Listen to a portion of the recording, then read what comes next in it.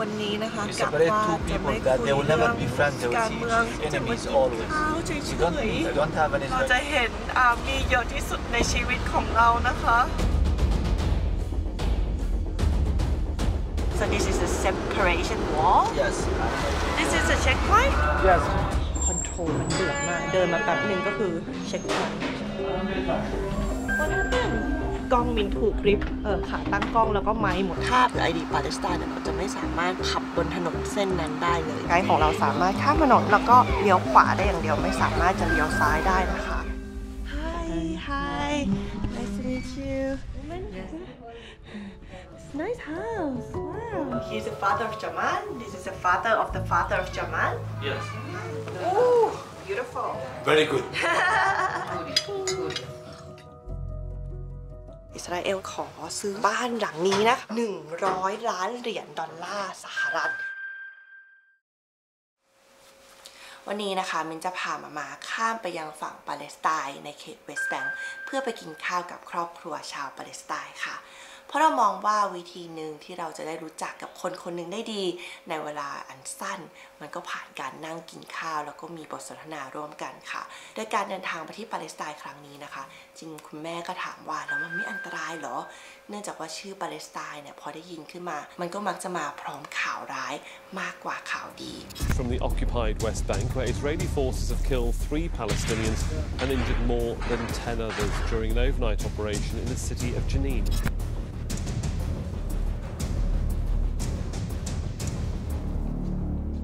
โดยก่อนเดินทางไปมินก็ได้เช็คกับเพื่อนๆที่เขาไปมาเมื่อไม่นานมานี้แล้วโจเองเนี่ยเขาก็เคยข้ามไปยังฝั่งปาเลสไตน์แล้วเขาบอกว่ามันปลอดภัยดีและเราเนี่ยก็มีไกด์ท้องถิ่นที่เป็นคนนำทางด้วยเราก็เลยตัดสินใจที่จะพาคุณแม่ไปค่ะโดยก่อนที่เราจะไปนะคะมินอยากจะขอเล่าเรื่องราวทางประวัติศาสตร์ของพื้นที่นี้ให้ฟังก่อนอาจจะยาวนิดนึงแต่มินคิดว่ามันน่าจะทำให้เราเข้าใจเรื่องราวเหล่านี้ได้ดีมากขึ้นค่ะความขัดแย้งระหว่างอิสราเอลและปาเลสไตน์เนี่ยหลายคนจะคิดว่าโอ้มันเกิดมาอย่างเนิ่นนานแล้วแต่จริงๆแล้วมันย้อนหลังกลับไปเนี่ยไม่ถึง100 ปีค่ะโดยมันเริ่มต้นที่พื้นที่ตรงอิสราเอลปัจจุบันนะคะสำหรับชาวยิวเนี่ยนี่คือดินแดนคานาอันคือดินแดนแห่งพันธสัญญาที่พระเจ้ามอบให้เขา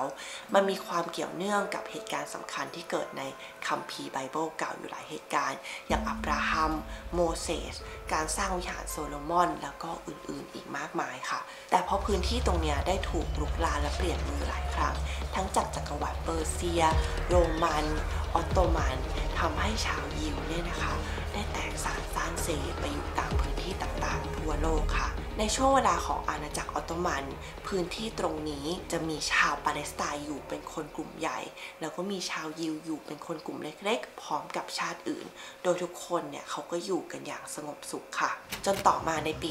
1897 ก็เกิด movement ที่ชื่อว่า Zionist ค่ะซึ่งเป็นกลุ่มการเคลื่อนไหวทางการเมืองที่บอกว่าชาวยิวจะต้องมีประเทศเป็นของตัวเองแล้วนะเพื่อให้ปลอดภัยจากการถูกคุกคามจากคนอื่นค่ะโดยคนกลุ่มนี้นะคะจะสนับสนุนให้ชาวยิว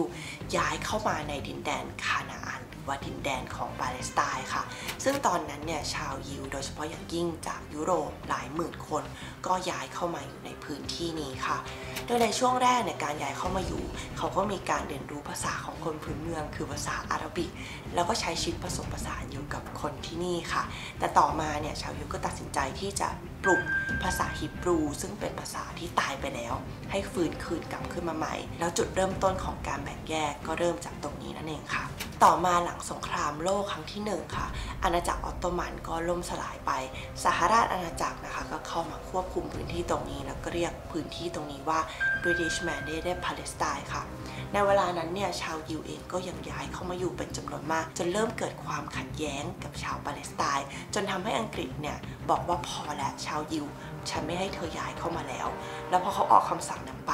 ก็กลายเป็นว่าสหราชอาณาจักรเองก็ต้องต่อสู้กับชาวยิวด้วยเช่นกันค่ะตอนนั้นเนี่ยความขัดแย้งก็ค่อยๆทวีคูณขึ้นมาเรื่อยๆแต่มันจะมาถึงจุดพีคตอนหลังสงครามโลกครั้งที่2ที่เกิดเหตุการณ์โฮโลคอสต์หรือการ ฆ่าล้างเผ่าพันธุ์ชาวยิวขึ้นมาช่วงเวลานั้นนะคะชาวยิวจำนวนมากก็หนีตายเข้ามาในพื้นที่ปาเลสไตน์ค่ะและตอนนั้นเนี่ยการเรียกร้องการสร้างรัฐยิวก็ได้รับการสนับสนุนมากขึ้น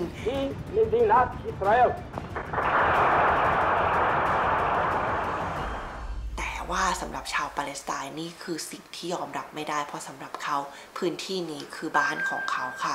ความขัดแย้งระหว่างชาวยิวแล้วก็ชาวปาเลสไตน์ทวีคูณมากขึ้นจนประเทศอังกฤษบอกว่าพอละฉันเอาไม่อยู่ละฉันไปดีกว่าแล้วก็ขอให้ UN ซึ่งก่อตั้งหลังสงครามโลกครั้งที่2เนี่ยเข้ามาจัดการค่ะตอนนั้นใน UN ก็เข้ามาแล้วก็บอกว่าเอางี้ดีกว่าเรามาแก้ปัญหากันฉันเสนอให้เราแบ่งพื้นที่ปาเลสไตน์ตรงนี้เป็น2ส่วนหนึ่งก็เอาไว้ก่อตั้งรัฐยิวอีกส่วนก็ก่อตั้งรัฐปาเลสไตน์สำหรับเยรูซาเล็มเนี่ยก็จะประกาศให้เป็น international zone คือคนจากทั่วทุกมุมโลกสามารถเข้ามาใช้พื้นที่นี้ได้สำหรับ UN นะคะนี่คือ win-win situation ทุกคนได้ประเทศเป็นของตัวเองชาวยิวก็ตอบตกลงค่ะ1 ปีหลังจากนั้นเขาก็ได้ก่อตั้งประเทศอิสราเอลขึ้นแต่สำหรับชาวปาเลสไตน์และชาติอาหรับรอบๆเขามองว่านี่มันก็ไม่ต่างจากการล่าอาณานิคมที่คนนอกเข้ามาแล้วก็แบ่งพื้นที่ของเขามันก็เลยนำไปสู่สงครามที่ชื่อว่าอาหรับอิสราเอลวอร์ค่ะโดยชาติอาหรับที่อยู่รอบๆเนี่ยก็ทำการโจมตีนะคะผลของสงครามก็คืออิสราเอลชนะสงครามค่ะเขาก็ได้กวาดเอาพื้นที่ของปาเลสไตน์เนี่ยไปเกือบหมดเหลือเพียงแค่เวสต์แบงก์ที่อยู่ในความคุ้มครองของจอร์แดนและฉนวนกาซาซึ่งอยู่ในความคุ้มครองของอียิปต์ค่ะความขัดแย้งเนี่ยก็กลับมาปะทุอีกครั้งหลังจาก20 ปีต่อมานะคะเกิดเป็นสงครามที่ชื่อว่า Six Day War ค่ะ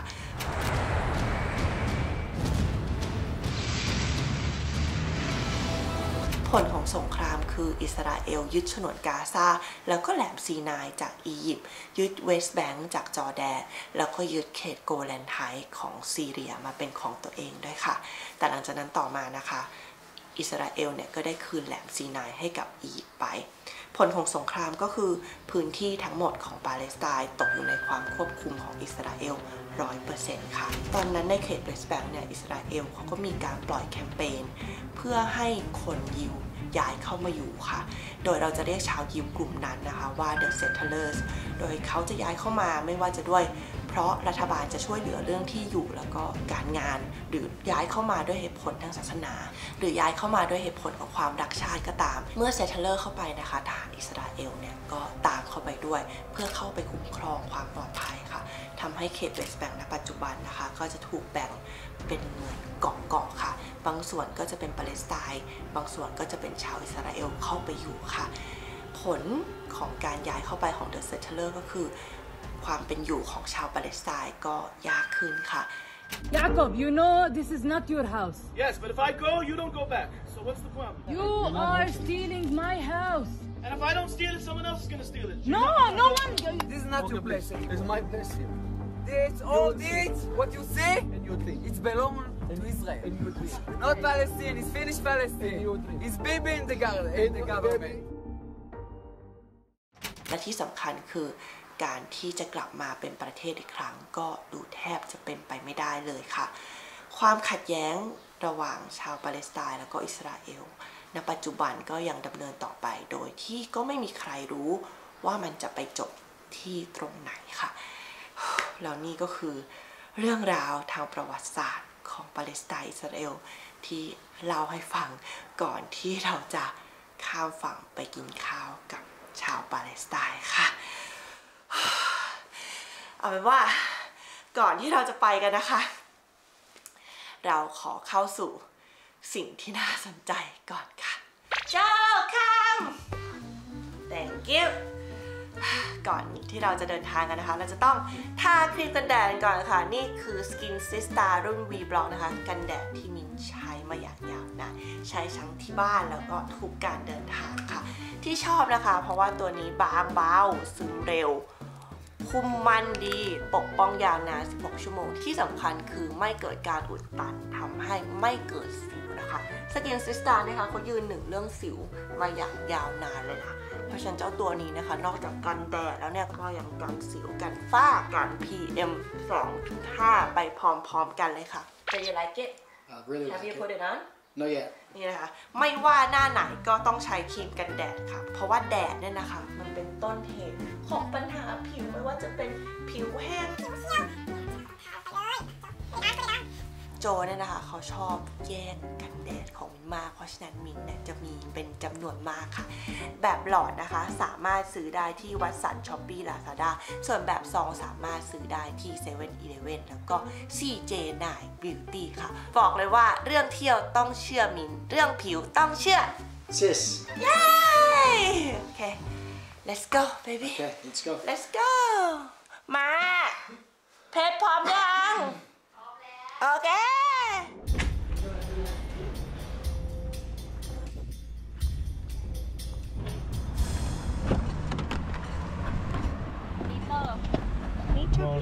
Hi morning How are you? Good เรากำลังจะไปที่เรียกว่าเช็คพอยต์300นะคะก็ที่ปาเลสไตน์เนี่ยนะเขาก็จะมีเช็คพอยต์เยอะมากๆเหมือนกันนะนี่เรานัดกับไว้ที่เช็คพอยต์ตรงนั้นแหละแล้วก็จากตรงนั้นเนี่ยนะคะเขาก็จะพาเราเข้าไปยังเฮบรอน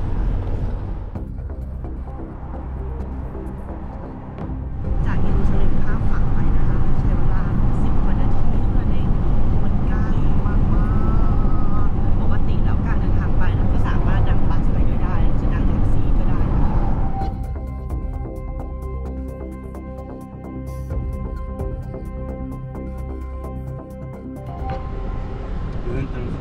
Okay, cool. Thank you so much. Bon voyage.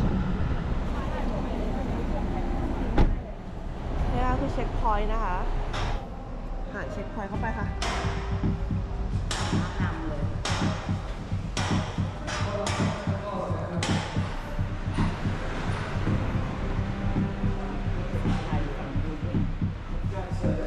จากฝั่งอิสราเอลไปเวสต์แบงก์ก็จะมีส่วนใหญ่ก็จะมีมีกำแพงนะโอ้ยโดนหนีบเลยโอ้ so yellow Nice to meet you. Hi nice to meet you Your name? Mint Mint? Yes Mint ขึ้นรถอีกคันแล้วนะคะไป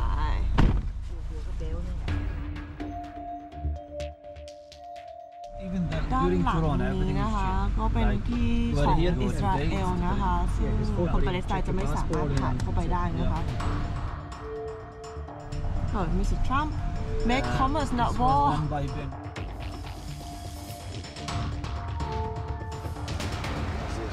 ถนนที่เห็นตรงนั้นนะคะเป็นถนนของเซทัลเลอร์นะโดยถนนเส้นนั้นเนี่ยคนอิสราเอลสามารถขับเข้าเยรูซาเล็มได้ทุกวันนะคะในขณะที่ถ้าเราถือ ID ปาเลสไตน์เนี่ยเราจะไม่สามารถขับบนถนนเส้นนั้นได้เลยนะคะนั่นเป็นสาเหตุว่าทำไมไกด์ถึงไม่ได้ไปรับเราที่โรงแรมนะคะเพราะเขาเข้าไม่ได้ค่ะรถเพลทสีขาวกับสีเหลืองเนี่ยจะเข้าออกพื้นที่ได้ต่างกันค่ะถ้าเพลทสีเหลืองนะคะก็จะเป็นอิสราเอลเนาะสามารถไปได้ทุกที่แต่ถ้าเพลทเป็นสีขาวนะคะจะเป็นปาเลสไตน์ซึ่งไปได้แค่บางที่เท่านั้นเองค่ะ so this is a separation wall Yes, and it's not accomplished yet, and Israel don't want to accomplish it.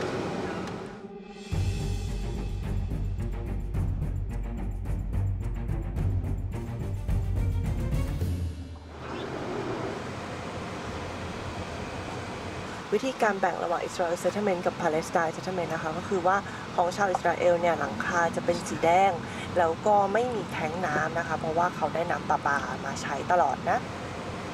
แต่สำหรับชาวปาเลสไตน์นะคะก็จะมีแท้งน้ำอยู่บนบ้านเนื่องจากว่าเขาต้องซื้อน้ำใช้อะแล้วก็บางทีก็ปล่อยมาให้บ้างไม่ปล่อยมาให้บ้างนะคะเขาก็จะต้องเก็บน้ำไว้ในแท้ง Who's ค่ะ working here? ว่าก็แท้ง Those bus stations in the street, I'm not allowed to stand on them as Palestinian ID holder. I have to walk 50 meters at least away from the bus station, then I can wait for the bus. But I cannot use the same bus stations. I'm not allowed to use the same buses. You see the green buses? This The is green for buses for Israelis? Jewish citizen only. If I use that bus, I will be kicked out from the bus, shot or arrested.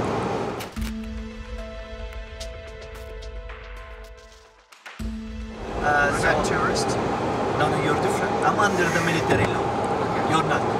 we can use whatever You can do whatever you want. The idea of the separation. วันนี้นะคะ You กะ separate ว่า two จะ people ไม่ that คุย they will เรื่ never อง be friends. They will การ see เมือง each self จะมา enemies กิน always. ข้าวเฉ You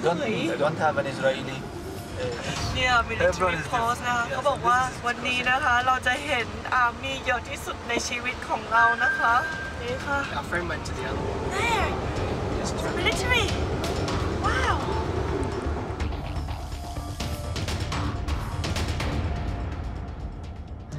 สำหรับชาวปาเลสไตน์เขาบอกว่าเนี้ยสิ่งที่อิสราเอลทำมันเหมือนเป็นอัปาไทด์เนาะซึ่งจริงอัปาไทด์เนี่ยเราก็จะได้รู้จักคำนี้จากเซาท์แอฟริกาถูกไหมคะที่มันจะเป็นเรื่องของผิวสีหรือในอเมริกาเองก็ตามที่มันจะต้องมีแบ่งรถบัสแบ่งโซนเข้าออกอะไรเข้าได้อะไรเข้าไม่ได้ซึ่งสำหรับเขามันคือสิ่งนี้เลยนะแล้วเราก็จะได้เห็นว่าระหว่างทางก็จะมีเช็คพอยต์แล้วก็มี military post เยอะมากๆนะคะเขาเองก็จะเข้าออกได้แบบบางพื้นที่ไม่ได้บางพื้นที่วันนี้เองก็เหมือนกันนะคะบางที่เขาเดินได้บางที่เขาเดินไม่ได้นั่นแหละค่ะ นี่คือไร่ไวน์นะคะที่นี่เขาทำไวน์กันนะคะซึ่งเขาก็จะผลิตไวน์ส่งไปที่เบธเลเฮมซึ่งเป็นเมืองชาวคริสต์นะ The grapes, the trees which grows here, still have the same DNA, the same type of the grapes that existed here 4,000 years ago. ว้าว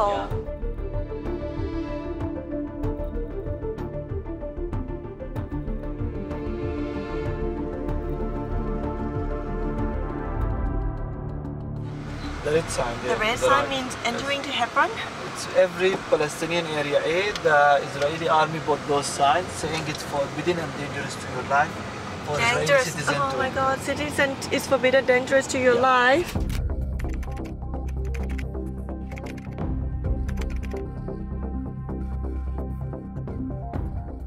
So in the heart of Hebron there is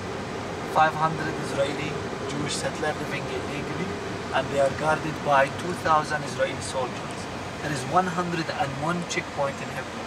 101 checkpoint. Hebron is the biggest district in the West Bank. So Hebron is actually like economic city. Yes, like and very it's big cheaper for than Palestine. Jerusalem and Bethlehem. เขาถือว่าเป็นเมืองนี้นะคะเป็นเมืองที่มีการเติบโตทางเศรษฐกิจสูงเนาะเป็นเมืองใหญ่ของปาเลสไตน์นะคะของฝั่งเวสต์แบงค์เนาะแล้วประชากรส่วนใหญ่นะคะประมาณ 80% ก็จะเป็นชาวมุสลิมค่ะแล้วก็ส่วนที่เหลือเนี่ยก็จะเป็นชาวคริสต์แล้วก็ชาวยิวที่เข้ามาอยู่เขาบอกว่าอาหารเฮบรอน is the best right Yeah. you said the food in Hebron is The really food. good เขาบอกสมัยก่อนเนี่ยส่วนใหญ่อาหารปาเลสไตน์เนี่ยจะเป็นวีแกนแต่ณปัจจุบันเนี่ยเขาก็จะเพิ่มแบบเนื้อเข้ามาเยอะขึ้นแล้วค่ะก็วันนี้ที่จะพาไปนะคะก็คือไปเรียนทำอาหารด้วยกับครอบครัวชาวปาเลสไตน์เราก็จะกินกับเขามาจะได้เรียนรู้ว่าจริงๆแล้วคุณแม่ของบ้านเนี่ยต้องทำกับข้าว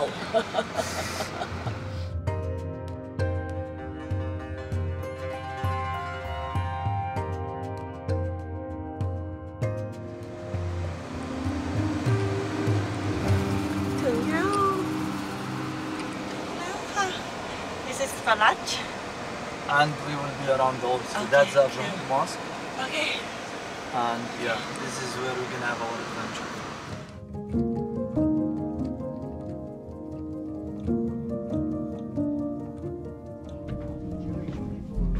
Hi nice to meet you nice to meet you nice to meet you تفضل Julie woman can shake hands. Okay. woman it's a nice house wow wow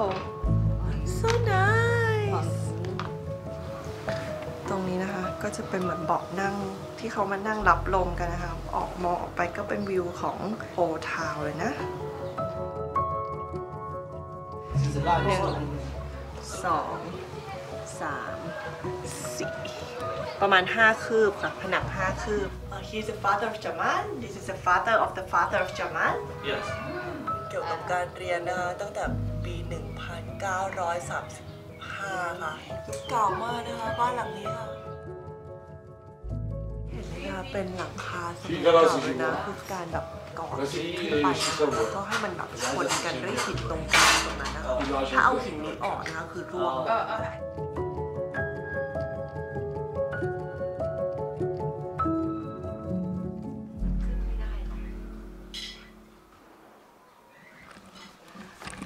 ว้าว เราขึ้นมาที่ชั้นดาดฟ้าแล้วนะคะ นี่คือมอสอับราฮัมนะคะ ซึ่งมีอายุเก่าแก่มากเดี๋ยวหลังอาหารกลางวันเราจะเดินเข้าไปนะ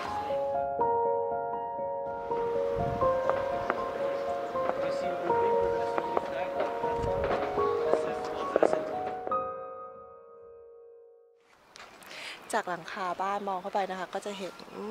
เมืองเก่าทั้งหมดเลยนะและในผังเมืองเก่าด้วยนะคะบางทีก็จะเห็นธงของอิสราเอลนะคะซึ่งแปลว่า settler เนี่ยก็คือได้เคลมพื้นที่ตรงนั้นไปแล้วเนาะซึ่งเรื่องนี้มันน่าสนใจตรงที่ว่าคุณลุงเจ้าของบ้านนี่นะคะจริงแล้วปกติเขาไปมาระหว่างจอร์แดนแล้วก็ที่ปาเลสไตน์เนี่ยแต่ว่าเขาก็ตัดสินใจเนี่ยย้ายมาอยู่ที่ปาเลสไตน์เลยเนื่องจากว่าเขากลัวว่าเดี๋ยวบ้านของเขาเนี่ยจะตกไปอยู่ในมือของคนอื่นนะเนาะเขาก็เลยแบบย้ายกลับมาอยู่ที่นี่เลยค่ะโดยบ้านหลังนี้เนี่ยนะก็ตกทอดกันมาในครอบครัวแบบ300 ปีแล้วนะคะแล้วเขาก็ยังอยากส่งต่อให้กับลูกหลานของเขาอยู่เนาะซึ่งมันก็เป็นเรื่องปกติอะค่ะโดยคุณลุงนะคะเขาก็มีลูก7 คนนะส่วนใหญ่ก็ตามปกติแล้วเนี่ยนะลูกๆเนี่ยก็จะอยู่ในบ้านหลังเดียวกันถูกไหมคะคือแกรนด์พาเรนต์อยู่ล่างสุดแล้วก็พ่อแม่แล้วก็แยกฝั่งแบบลูกชายลูกสาวฝั่งแล้วก็แบบหลานๆก็จะอยู่ในครอบครัวเดียวกันแต่ว่าด้วยความที่พื้นที่ตรงเนี้ยในโอซิตี้เนี่ยมันเป็น H2 เนาะ H2 คือปกครองโดยอิสราเอลนะคะก็ทำให้การใช้ชีวิตของชาวปาเลสไตน์ในนี้มันยากนิดนึงก็เลยทำให้ลูกๆเขาก็ย้ายไปอยู่เฮบรอนฝั่งที่เป็น H1 ซึ่งก็อยู่ในเขาเรียกอะไรนะ Palestine Authorities ก็จะมีงานมีอะไรอย่างเงี้ยแล้วก็โมเดิร์นกว่าค่ะ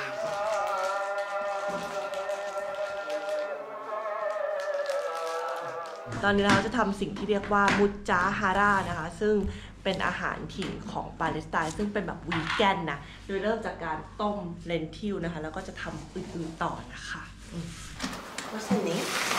Hayat. Hayat. Hayat is mean life. Life. ว้าว Hayat มาชื่อกุ้งบอกเขาสิกุ้ง Good. Mean shrimp. 15 minutes. 15 minutes. لا بس عشان นี่นะคะตั้งทิ้งไว้ตรงนี้นะ10-15 นาทีนะคะ حاولت اخليها هي มาไม่นั่งก็ได้ปะนั่งก็ได้ถ่ายเอง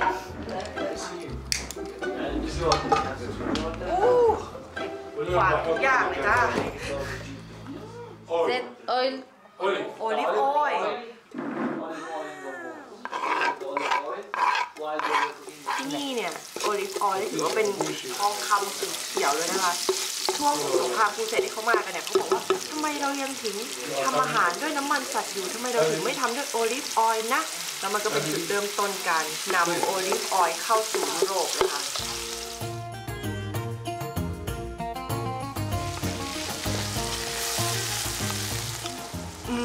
Good. เหมือนกันนะแต่นี่มันจะแบบฉุนกว่า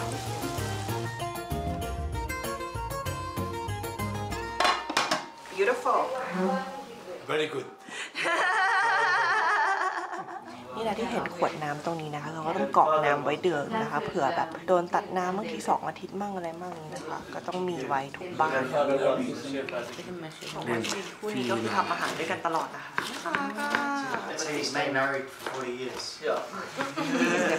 Me not help me. I help you too Joe took along. เราเฉยดีกว่ารอกินรอถ่ายทำอะไรอะรอแฟนตรงนี้เจ็บ And the Israeli thing ชอบการคันเลมอนของเขา was documented. It's 1 year at least. The season when there is the lemon, they squeeze them and they froze the lemon. กลิ่นดีมากเลยมันเป็นหอมๆหวานๆอะดมใช่ป่ะกลิ่นมันหอมแบบมันออกหวานขึ้นมาใช่ป่ะมันไม่ใช่แค่เปรี้ยวอ่ะไม่เหมือนกลิ่นมะนาวที่เขาสควีซดมใช่ป่ะเสียใจนะไม่ได้กลิ่นเราได้กลิ่น ทำไมเราเป็นคนขิงเขามือไม่ดี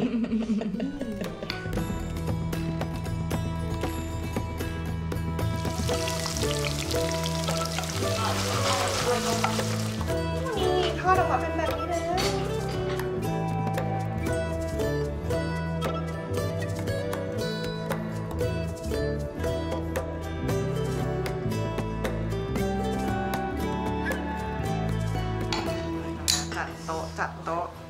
Usually this is the low season. ได้เรียบร้อยนะคะนี่ค่ะมูจัดบาร์นะคะอร่อยจัง Men man servar in i alla ställen. กลิ่นจะแบบร้อนๆเลยเนาะแน่นไปด้วยสไปซ์ต่างๆข้าวก็นุ่มมากเลยค่ะหอมชื่อคืออร่อยนี่ค่ะสลัดค่ะ เผ็ดแบบอร่อยอ่ะไม่เคยกินสลัดโลกนี้ เลยเนาะ เมื่อกี้แม่กินไปคำแรก เป็นยังไงเป็นยังไง มีความเปรี้ยวความเผ็ดความหอม แล้วเผ็ดไหมเผ็ดไหม เผ็ดอยู่แต่อร่อยอ่ะเผ็ดแบบอร่อย สลัดโยเกิร์ตออกมาใส่ข้าวเลย อ๋ออย่างนี้เหรอ ใช่ใช่ราดลงไปแล้วก็ใส่ เดี๋ยวเราต้องสักคำหนึ่งนี้ ผสมเข้าไปนะคะ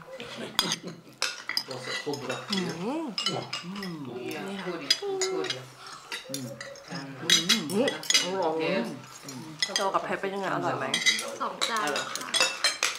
Very nice. อร่อยมาก อร่อยมาก10อย่าง10เขาบอกว่าคนนี้เขาเชื่อว่าให้นั่งกินข้าวด้วยกันแล้วคือเป็นครอบครัวเดียวกันแล้วคนต่อไปเราเจอแบบคนไทย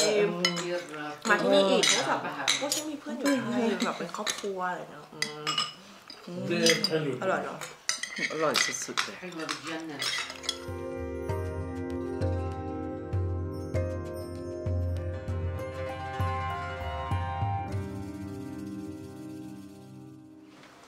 เมื่อกี้นะคะก็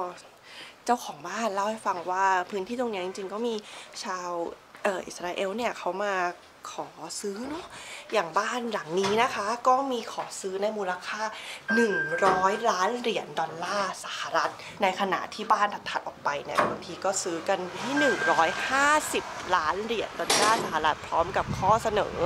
ว่าเราสามารถให้ citizenship แบบที่ออสเตรเลียอเมริกาอย่างเงี้ยให้กับคุณได้นะคะแต่เขาก็ไม่ขายค่ะเขาบอกว่าถ้าเขาขายไปแล้วนะคะแล้วก็เซตเทเลอร์เข้ามาตั้งปุ๊บถูกไหมทหารก็จะตามเข้ามาแล้วก็พอเข้ามาแล้วอะค่ะเขาก็รู้สึกว่าพื้นที่ตรงเนี้ยก็จะค่อยๆถูกกลืนเข้าไปเรื่อยๆแล้วก็เด็กๆเนี่ยอาจจะไม่ปลอดภัยมันหลายอย่างนะคะคือจากฝั่งเขาก็เล่าให้ฟังว่าทหารอิสราเอลเนี่ยเพื่อความปลอดภัยของประชาชนอะไรเงี้ยค่ะเขาก็จะสามารถบุกเข้าไปในตึกต่างๆอะไรอย่างเงี้ยได้เลยแล้วยิ่งถ้าสมมติถ้ามาตั้งค่ายตรงนั้นเนี่ยถ้าเขาขายไปแสดงว่าเขาต้องมีปัญหากับครอบครัวแบบใหญ่หลวงมากเขาเลยขายเพราะถือว่ามันเป็นการทรยศเลยนะสำหรับชาวปาเลสไตน์นะคะ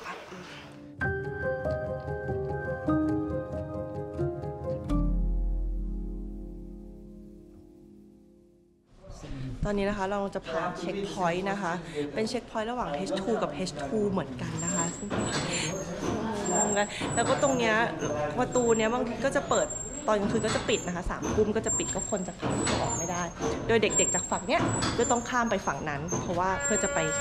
ป elementary school นะคะคือไปเรียนหนังสือเด็กๆก็ต้องข้ามฝั่งเลยค่ะ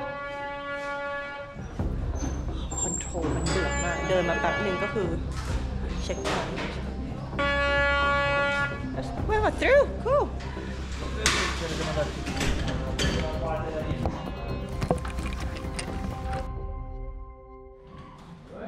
ทีนี้กล้องมินถูกคลิปขาตั้งกล้องแล้วก็ไมค์หมดแล้วนะคะเหลือเดินถือมือแล้วเพราะว่าตอนนี้เราจะเข้ามาที่มัสยิดของอับราฮัมนะคะซึ่งที่นี่จริงๆเขาสร้างเหนือ Tomb of Abraham นะซึ่งเป็นผู้ก่อตั้งทั้ง3ศาสนาค่ะทั้งยูดาห์ทั้งคริสต์แล้วก็อิสลามนะคะแล้วก็สถานที่นี้เคยถูกเปลี่ยนไปจากมัสยิดพอช่วงครูเสดเข้ามาก็เปลี่ยนเป็นโบสถ์แล้วพอต่อมาเป็นออตโตมันก็ถูกเปลี่ยนเป็นมัสยิดอีกครั้งหนึ่งนะคะเป็นมีการแบบซับซ้อนที่หลากหลายนะ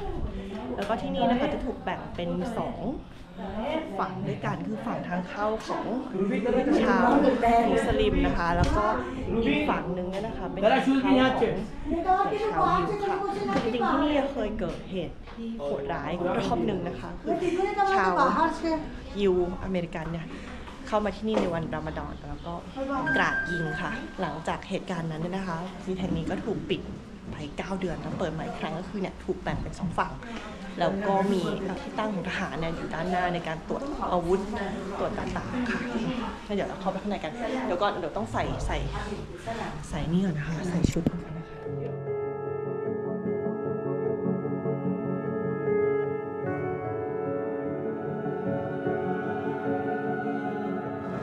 all this is crusade. This used to be a church.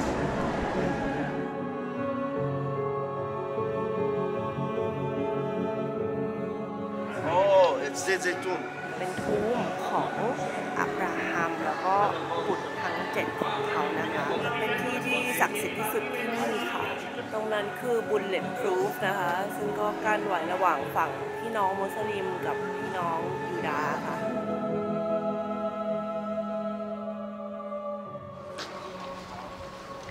นี่ค่ะฝั่งนี้คือฝั่งที่ชาวยิวเข้านะคะแล้วฝั่งนี้ก็คือฝั่งของชาวมุสลิมมาตรงนี้ก็มีลิฟต์ขึ้นมาตรงกลางที่ UNESCO Heritage Site เลยค่ะทุกคนเนี่ยค่ะตรงนี้นะคะข้างหน้านะไกด์ของเราสามารถข้ามถนนแล้วก็เลี้ยวขวาได้อย่างเดียวไม่สามารถจะเลี้ยวซ้ายได้นะคะถ้าการเลี้ยวซ้ายไปนะคะจะเป็นการเข้ามัสยิดเนาะหรือว่าจะเรียกว่าซินาโกกก็ได้ของชาวยิวค่ะเพราะฉะนั้นไกด์ก็จะไม่ได้รับอนุญาตให้เข้าค่ะก็จะเห็นว่ามีเช็คพอยต์อยู่ตรงนี้นะคะ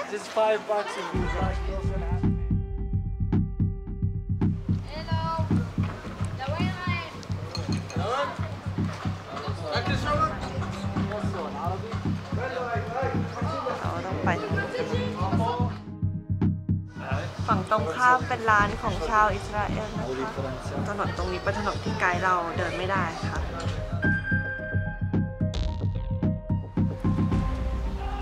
Yes, and you can see the barrier here. Yeah. In the beginning, it was forbidden for Palestinians to walk here. It was only in the right side, and Israel built a barrier, free Israel, statement, which is this is Israel, and they have to free it from those Palestinians. But then Israel removed that barrier because it was shown in the cameras and for the journalists, and they just kept those checkpoints. They're afraid of journalists. Yes. So Palestinians can cross the street here, they can walk here, but they cannot drive, while Israeli they're driving normally. Those houses are for Palestinians, but today a lot of those houses were confiscated by the Israeli settlers. And of course, you will see a lot of Israeli soldiers guarding those settlers 22 hours. 2,000 Israeli soldiers guarding 500 or 450 settlers, most of the settlers here from New York. Wow. It's the main vegetable market. It should be like so bustling, isn't it? كم من محل فيهم في الشارع؟ 550 shop were closed by military. พื้นที่ตรงนี้ก็คือจะปิดหมดแล้วนะคะจากสมัยก่อนเป็นช็อปนะก็550 ล้านนะบอกว่าก็ถูกปิดหมดเลยนะคะ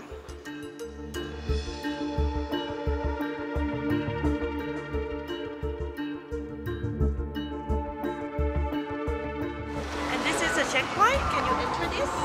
Yes. ตรงนั้นเป็นโค้งของหาดนะคะเพราะว่าฝั่งนี้จะเป็นชาวอิสราเอลเซตเทอร์นะคะฝั่งนี้จะเป็นชาวปาเลสไตน์ขั้นกันด้วยถนนเส้นเดียวเนี่ยนะคะข้างบนนะคะก็จะเป็นเซตเทอร์อยู่นะคะเพราะฉะนั้นเนี่ยจะมีปลาของลงมานะเขาก็เลยทำตะข่ายเก็บไม่ให้ของลงมาโดนนะคะจากข้างบนก็จะเห็นว่ามีแบบลวดเต็มไปหมดเลยนะคะเป็นพื้นที่ที่อยู่กันแบบว่ามีความกดดันสูงมากเลยนะ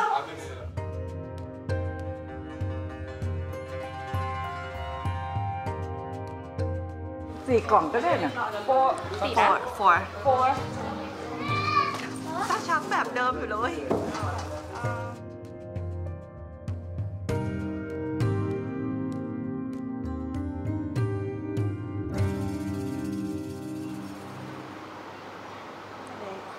ตอนนี้เราอยู่ในร้านแก้วซึ่งแก้วเนี่ยเป็นแก้วรีไซเคิลหมดเลยนะแล้วก็น้ำมันที่เอามาใช้นะคะก็เป็นน้ำมันรีไซเคิลเช่นกันแบบเวลารถเขาเหลือน้ำมันทิ้งเขาก็ไปรวบรวมมาเพื่อเอามาเปิดเตาที่เห็นข้างหลังนี้ค่ะแล้วก็ที่อยู่ในนี้คือเป็นแบบแก้วสีน้ำเงินหมดเลยดูสิคะทุกคน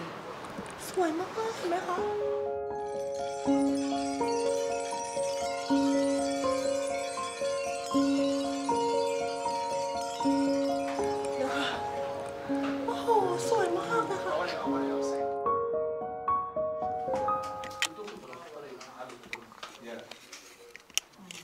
Here we use the sesame oil for cooking, making sweets, and we use it as well as a kind of alternative treatment, especially for treating asthma. They used to rub it on the chest or take a teaspoon. Very good cure for asthma. I even put it in little pots for tourists because sorry. You need it. I need the oil. You need the oil. นี่นะคะเป็นที่บดงาสมัยก่อนนะคะเขาจะใช้อูฐนะคะรัดตรงนี้นะเรามีรูปให้ดูนะคะคือรูปนี้เองเป็นรูปมา100 ปีที่แล้วนะคะก็จะเป็นอูฐแล้วก็ปิดตาอูฐไว้เพื่อให้อูฐไม่ปวดหัวค่ะทุกคนดูดาวพอใส่เฮ้ยพอใส่แสบเข้าไปก็สวยเลยค่ะ special work honestly. This is Phoenician glass. Phoenician belong to an old civilization. They call it the Phoenician. I know They the used to Phoenician, live yeah. here 3,000 years ago. They used to make this glass in the same way, and we still make it until now. Yeah.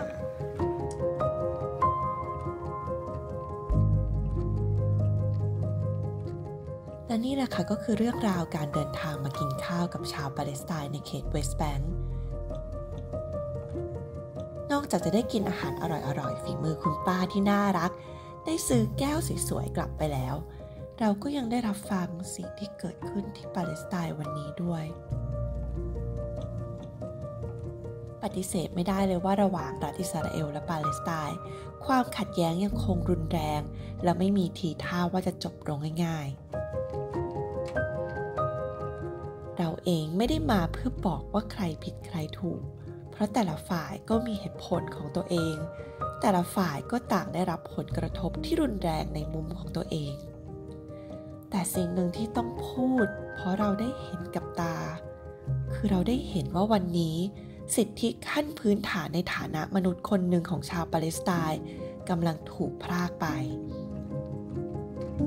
พวกเขาไม่ได้รับสัญชาติไม่มีพาสปอร์ตถูกห้ามเดินทางแค่ถนนที่อยู่หน้าบ้านก็ไม่สามารถเดินข้ามฝั่งไปได้น้ำสำหรับกินสำหรับใช้ถูกจำกัดบ้านที่อยู่ก็ถูกปลุกได้ตลอดเวลาแค่ออกจากบ้านไปงานแต่งงานกลับมาก็อาจจะถูกคนที่เข้ามาอยู่อย่างผิดกฎหมายยึดบ้านไปได้โดยที่เขาทำอะไรกับมันไม่ได้กำแพงถูกสร้างป้อมทหารเต็มเมืองคนรักและหลายๆครอบครัวถูกพรากออกจากกันสิ่งที่เราทำได้คือนำเรื่องราวเหล่านี้มาบอกต่อโดยหวังว่าถ้ามีคนได้ยินมีคนส่งเสียงมากพอความเปลี่ยนแปลงก็จะเกิดขึ้นเพื่ออย่างน้อยให้คนคนหนึ่งได้รับสิทธิขั้นพื้นฐานที่มนุษย์ทุกคนควรจะได้รับ